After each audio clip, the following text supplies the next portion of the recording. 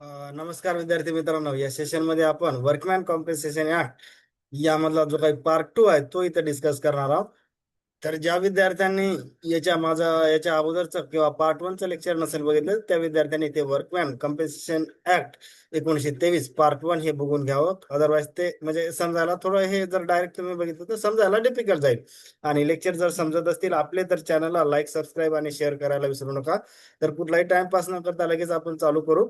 आता याच्यामधलं सेक्शन 3, आता पहिले चॅप्टर आपण घेतलं होतं. आता चॅप्टर 2 मध्ये वर्कमॅन कॉम्पेन्सेशन दिलेला आहे. याच्यामध्ये सेक्शन 3 मध्ये काय सांगितलं की एम्प्लॉयर्स लायबिलिटी फॉर कॉम्पेन्सेशन, म्हणजे जो काही आपल्याला एम्प्लॉयर्स आहे किंवा जो नोकरी देणार आहे त्याच्यावर कॉम्पेन्सेशन देणं बंधनकारक याच्यामध्ये सांगितलेलं आहे. आणि ते पण बघा इथं काय सांगितलं, if the workman is injured and accident arises out of an employment and occurs during the course of employment, then the employer must pay the compensation according to that. कायद्यानुसार त्याला जे काही एम्प्लॉयर आहे त्यांना कॉम्पेन्सेशन देणं हे बंधनकारक आहे. आता ते कोणत्या केसमध्ये लायबल नाही, म्हणजे कॉम्पेन्सेशन कोणत्या केसमध्ये देऊ शकत नाही. If the worker is unable to work for more than 3 days, compensation can be claim. जर आता कोणत्या कंडिशन मध्ये त्याला बंधनकारक नाही बघायचं. If the injury does not causes the total or partial disability for more than 3 days, compensation is not payable. म्हणजे जर म्हणजे बघा आता काय सांगतं, if the worker is unable to work for more than 3 days, जर 3 days पेक्षा जास्त तो काम करू शकत नसेल तर त्याला म्हणजे कॉम्पेन्सेशन द्यावंच लागते. पण इंज्युअर्ड झाला आणि जर म्हणजे त्याच्या 3 दिवसाच्या आत जर काम करू शकत असेल तर देणं बंधनकारक नाही. म्हणजे साधा अर्थ की बाबा, if the worker is unable to work more than 3 days, compensation can be, म्हणजे जास्त मोठी इंजुरी असेल तर त्याला ते द्यावंच लागते, असा त्याचा साधा अर्थ आहे. नंतर आता सगळ्यात महत्वाचं जे, आता पहिल्या जे आहे इथं थोडस इथं काय येऊ शकते आपल्याला की 3 days, हा जो आकडा हे महत्वाचा आहे आपल्याला. म्हणजे क्वेश्चन जर आला तर हे इथं बनते, हे 3 days लक्षात ठेवायचं आहे. म्हणजे सेक्शन 3 आणि 3 days हे सहज लक्षात राहते, कुठे कन्फ्युजन होण्याचं कारण नाही.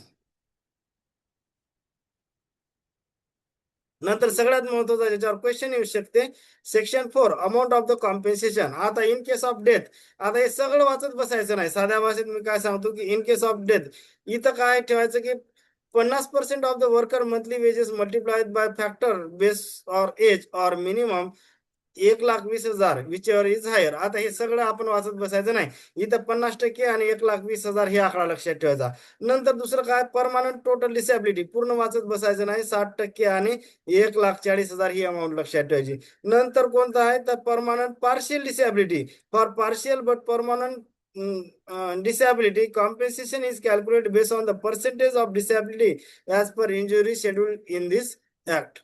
आता नंतर काय, temporary disability, if the worker suffer from the temporary injury they receive half amount, half monthly payment that is equal to 25% of the their monthly wages. इथं काय ठेवायचं, हाफ मंथली आणि 25% एवढे आकडे लक्षात ठेवायचं. क्वेश्चन आला तर इथे येऊ शकतो तुम्हाला, in case of death permanent total disability. In case of death मध्ये किती लक्षात ठेवायचं, 50%, 1,20,000 ही व्हॅल्यू लक्षात ठेवायची. आणि पीटीडी परमनंट टोटल डिसॅबिलिटी मध्ये कोणत्या व्हॅल्यू लक्षात ठेवायचे, 60%, 1,40,000 ही व्हॅल्यू.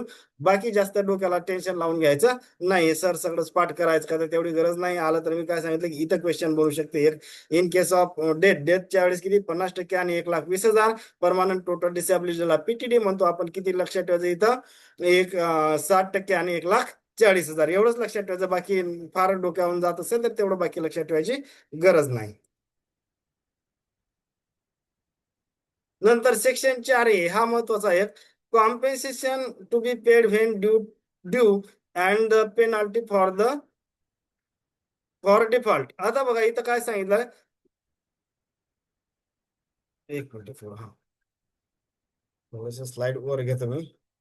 आता बघा, compensation under employees compensation act 1923 shall be paid within the 1 month for the date of accident. म्हणजे एका महिन्याच्या आत ते कॉम्पेन्सेशन दिलं पाहिजे. आता जर त्यांनी एम्प्लॉयरने दिलं नाही तर काय सांगितलं की 1 monthच्या आत दिलं नसेल तर कमिशनर विल ऑर्डर, कोणाला, एम्प्लॉयला देईल, interest at least 12% per year on the amount and penalty up to 50% of the compensation if the delay is unjustified, आणि ते सगळे पैसे कोणाला मिळते?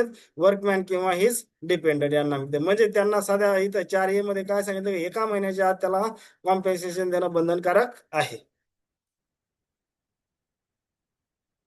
Section 5, method of calculating wedges. आता हे फॉर्म्युले वगैरे आपल्याला काही गरज नाही, फक्त त्याच्यामध्ये मेथड आहे. नंतर 6 मध्ये काय रिव्ह्यू सांगितलं, review of the half monthly payment.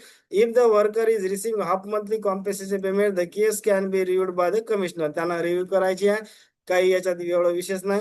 नंतर commutation of the half monthly payment. Commutation means converting regular half monthly compensation payment into lump sum मध्ये कन्वर्जन करणे. नंतर 8 मध्ये डिस्ट्रीब्युशन ऑफ कॉम्पेन्सेशन, याच्यात काही विशेष नाही.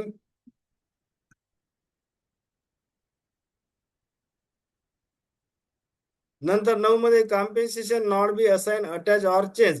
त्याचा मिनिंग काय? The compensation money given to the work man is protected by law. म्हणजे कायद्यानुसार त्यांना देणं, त्या मनीला कॉम्पेन्सेशन देणं हे बंधनकारक आहे कोणाला? वर्कमॅनला.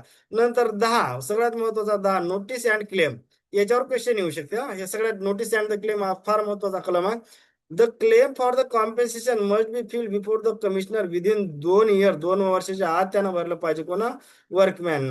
The the date of the accident or date of the date if the worker dies because of the accident. म्हणजे त्यांना हे जे काय आहे, क्लेम किती 2 वर्षाच्या आत केला पाहिजे किंवा नोटीस. तर हे 2 वर्ष हे लक्षात ठेवायचं आहे, कलम 10 मध्ये सांगितलेलं आहे. नंतर मेडिकल एक्झामिनेशन सांगितले 11 मध्ये. When the workman gives the notice of an accident, employer may ask the worker to undergo the medical examination, आणि the employer must be offer the examination within 3 दिवसाच्या आत त्याला ऑफर करायची आहे. कलम 12 मध्ये कॉन्ट्रॅक्टिंग, एवढं महत्वाचं नाही, म्हणजे एवढं काय डिटेल लक्षात घेतलं तरी नाही चालेल. नंतर 13 मध्ये एवढं महत्वाचं नाही, remedies of the employer against stranger. नंतर कलम 14 मध्ये insolvency of the employer. If the employer become insolvent और the company is wound up, the workman can claim the compensation direct from the employers insurance company. इथं direct ते claim, जर insolvency, जर तो employer दिवाळखोर निघाला तर तो डायरेक्ट जे काही वर्कमॅन आहे तो एम्प्लॉयर इन्शुरन्स कंपनीकडून कॉम्पेन्सेशन घेऊ शकते. नंतर याच्यामध्ये 15 मध्ये special provision related to master and seaman. आता बघा, this act also apply the sea captain, त्याला मास्टर म्हणतो आपण, and seaman. If the accident happen on the ship, seaman do not need to give the separate accident notice. If the seaman dies, the compensation claim must be made within, 1 वर्षाच्या आत ते news of the date द्यायची आहे, किंवा त्याला कॉम्पेन्सेशनच्या साठी 1 वर्षाच्या आत क्लेम करायचा आहे. Within or within the 18 months if the ship is lost all screw member. Screw member म्हणजे काय? जेवढी जहाजाची टीम आहे ना, ते जर पूर्णच जर डेथ झाली तर ते 18 मध्ये झालं. नुसतं एक जर सीमॅन्स किंवा जो कॅप्टन मेला डेथ झाली तर 1 वर्षाच्या आत त्यांनी कॉम्पेन्सेशन साठी इलिजिबल आहेत. नंतर सेक्शन 16 मध्ये रिटर्न्स म्हणजेच काय? Report as to the compensation. State government may require the employers to submit the report returns about the work place injuries and compensation paid to worker. म्हणजे हे कोणासाठी आहे? तर एम्प्लॉयरनं गव्हर्नमेंटला द्यायचं की बाबा एवढ्या लोकांना आम्ही कॉम्पेन्सेशन दिलेलं आहे किंवा एवढ्या लोकांना इंजुरी देते, हे रिपोर्ट ते गव्हर्नमेंट, स्टेट गव्हर्नमेंटला सबमिट करायचं आहे.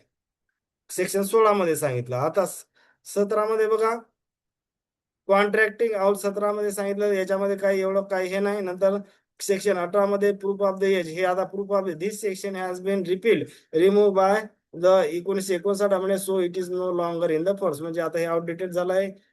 म्हणजे आता बघा, याच्यामध्ये काय सांगितलं मी, 2-3च आहेत. एक तर कम्पेन्सेशन, नंतर कोणता आहे थोडस मी मागे घेतो म्हणजे तुम्हाला कळेल. याच्यामध्ये सगळ्यात विचारण्यासारखा 10 नंबरचा, नोटीस किती? 2 वर्षाच्या आत द्यायची आहे. नंतर 4A मध्ये महत्वाचं आहे की कम्पेन्सेशन किती दिवसाच्या आत द्यायचं आहे? त्याला 1 महिन्याच्या आत द्यायचं आहे एम्प्लॉयरनी. म्हणजे 4A हे महत्वाचं आहे. 4 मध्ये सुद्धा महत्वाचं आहे, हे लक्षात ठेवायचं. काय सांगितलं मी? तर डेथ जर असेल तर 50% 1,20,000, परमानंट टोटल डिसेबिलिटी 60% 1,40,000, या व्हॅल्यू लक्षात ठेवायच्या. नंतर इथं काय? Employer liability for the compensation. हे इथं फक्त काय करायचं की म्हणजे कायद्याने ते त्या एम्प्लॉयरला देणं बंधनकारक आहे, आणि हे 3 दिवसाची एक अट लक्षात ठेवायची आहे. इथं बघा हे 3 दिवसाची अट एवढंच लक्षात ठेवायचं. बाकी एवढं मोठं लेक्चर मधलं कुठल्याही गोष्टी तुम्हाला मेमोराईज करायची गरज नाही. होप करतो बऱ्याच गोष्टी फास्ट मध्ये सांगितल्या आहेत, समजल्या असतील. चॅनलला लाईक, सबस्क्राईब आणि शेअर करायला विसरू नका. थँक्यू.